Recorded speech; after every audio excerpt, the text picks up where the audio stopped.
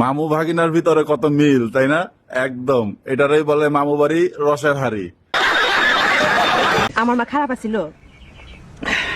পাড়ার নটি বেটি ভালো হয়।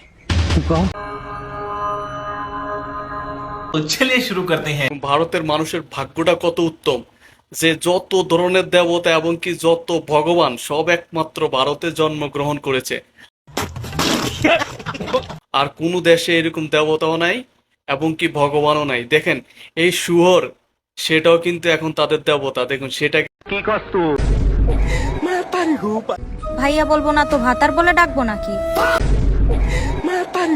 জঙ্গলে এসে টাইগারকে যদি জিজ্ঞেস করেন বাঘের আস্তানা কোন দিকে, তাহলে তো সে একটু ভাব দেখাবেই।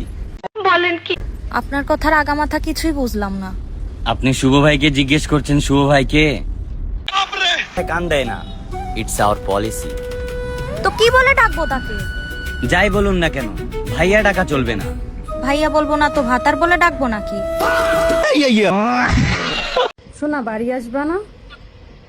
এত বাড়ি বাড়ি সুদাসকা বাড়ি কি হইস কি বাড়ি? মাদার চোদ, ইমুতে বিয়ে করছো 6 মাস হয়ে গেছে, তুই বাড়ি আসার নাম লস না। তোর বাড়ির কথা কইলি তোর গোয়া ব্যথা হইয়া যায়। তুই কি বাড়ি আসবি না আমি পরকিয়া শুরু করে দেব? তখন তুই ঠাস করে গোয়া।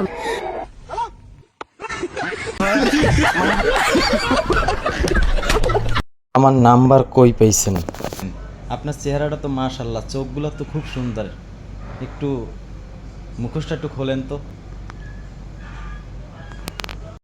अच्छा है मैं अंधा हूँ।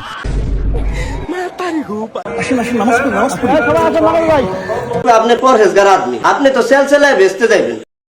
জান্নাতি, অথচ ওর মতো নিকৃষ্ট দুনিয়ায় আছে। যত সিনেমা করছে, যত সিনেমার মধ্যে দর্শন করছে, যত সিনেমার মধ্যে চুরি করছে, যত সিনেমার মধ্যে গুলি করছে, যত সিনেমার মধ্যে অভিনয় করে মরছে, জিনে দৌড়ে। কে তুই একবারে সিনেমা ছাড়িয়ে দিতে পারো না? এইটা একটা কথার মতো কথা কইছো।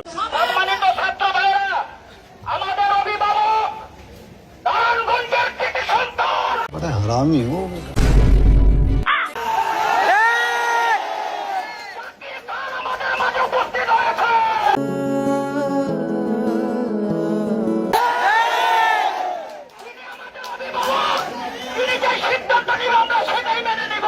বোকা চোদা কয় কি?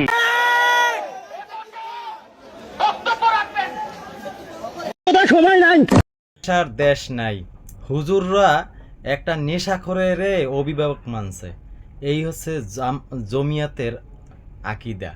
আপনারাই বলেন যে কি একটা অবস্থার মধ্যে দিয়ে দেশটা যাচ্ছে। দেশের ইসলাম বিক্রি হয়ে গেছে একটা নেশাখোরের কাছে, একটা নেশাগ্রস্ত, একটা পঙ্গু, একটা প্রতিবন্ধীর কাছে। আপনারাই বিবেচনা করবেন ভিডিওটা কেমন হয়েছে। সাবস্ক্রাইব করে সঙ্গে থাকবেন।